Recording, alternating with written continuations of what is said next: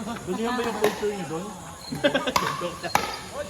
Oo nga. Sa picture niyo. Bakit ba kayo? Parang may ano eh? Ha?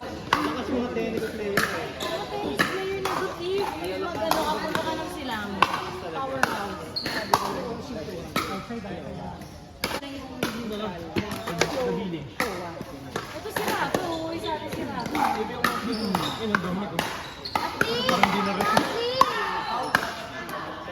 Nandiyan sa security namin ng mga officers doon. Nandito nyo. Everybody up.